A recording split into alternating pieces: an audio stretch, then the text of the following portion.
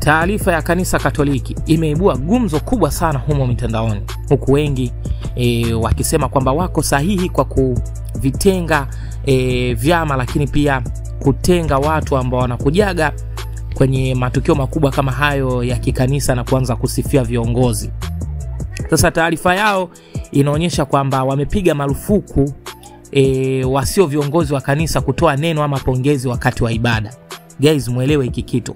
Tuliona hapa majuzi kati waliitwa viongozi na wakaanza kuzungumzia pale hayo mambo ya kisiasa nini hivyo kwenye matukio ya kanisa. Sasa marufuku hiyo imeonekana kuwalenga direct Chama cha Mapinduzi CCM, kwa sababu wao ndo huaga wanaitwa sana kwenye mamikutano, lakini pia masuala yote yanahusu makanisa.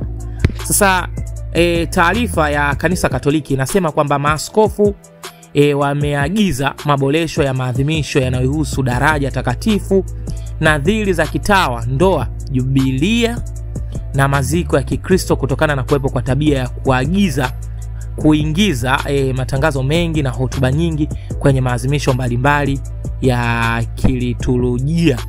Taarifa inasema kwenye mkutano mkuu wa Baraza la Maaskofu Katoliki Tanzania, yani TEC, kikao cha 109 kilichofanyika Kurasini tarehe 16 mpaka tarehe 19 Juni mwaka 2025, maaskofu wameagiza mwishoni mwa adhimisho, yani baada ya sala ya komunio, itatolewa mara moja baraka ya mwisho. Yani hakutakuwa na masuala ya kumsifia kiongozi yoyote, yani masuala ya kisiasa hakutakuwepo. Hakutokuwa na hotuba za kupongezana, isipokuwa tu mwadhimishaji, yani paroko ama padri, askofu, rais wa TEC. Nakumbuka hapa ndipo anapokuja kutokea yule Padri Kitima. Atatambua kwa ufupi uwepo wa wageni wa kidini, serikali, kijamii na waalikwa wote bila kuwapa nafasi ya kuongea, kutoa hotuba wala kusalimia. Mwadhimishi mkuu anawajibika kualika wageni, kutoa zawadi zao na bila ya wao kutoa salamu za pongezi.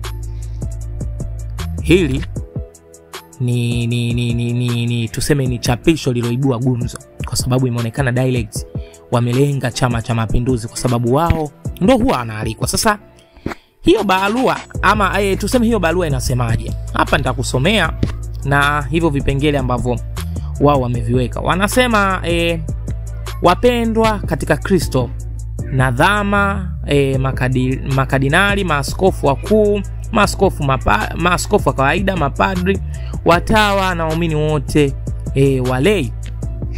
Kristo ni tumaini letu. Utakatifu na ukuu wa adhimisho la Ekaristi takatifu ni jambo linalopewa heshima ya juu katika imani ya Kikristo.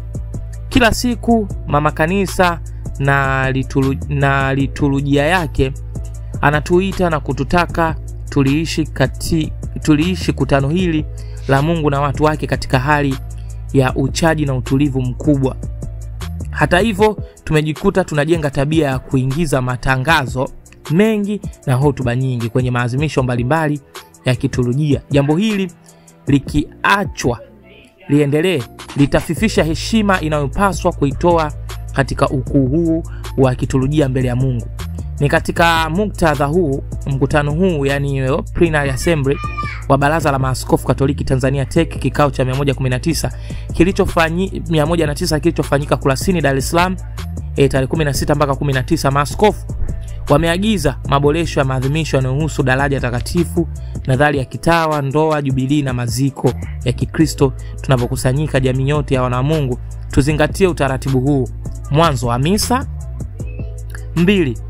Adhimisho lenyewe. Adhimisho linaadhimishwa na kufuata mtiririko wa liti na madhebehu kama yalivyotolewa na kuelezwa. 3. Mwishoni mwa adhimisho, baada ya sala ya komunio, litatolewa mara moja baraka ya mwisho.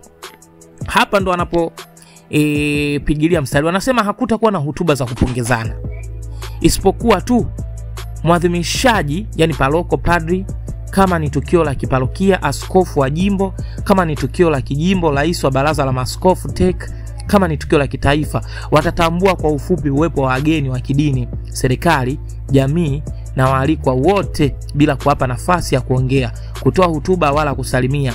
Mwadhimishi mkuu anawajibika kualika wageni kutoa zawadi zao na bila ya wao kutoa salamu za pongezi.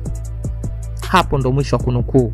Hapa tukiendelea kidogo, hivyo vitu vingine ni vitu tu vya kawaida, ila point kubwa ilikuwa ni hapo. Umesikiliza na umesikia vizuri na umeelewa. Hii yote nahisi ni kutokana na ile tukio lilomkuta Padri Kitima. Sasa naona yale matamko ya rais watu wanaanza kuyachukulia serious. Unakumbuka alizungumzia kwamba kwenye nyumba za ibada asifanyike masuala ya kisiasa. Sasa na wao kanisa Katoliki wameanza, hakuna masuala ya kusifiana hivi na vile. Mmesikia? Drop comment nini maoni yako, utakomentisha kinoma noma. Tuambie tu hapo, unaonaje? Kanisa Katoliki wako sawa ama wamekosea? Bye bye.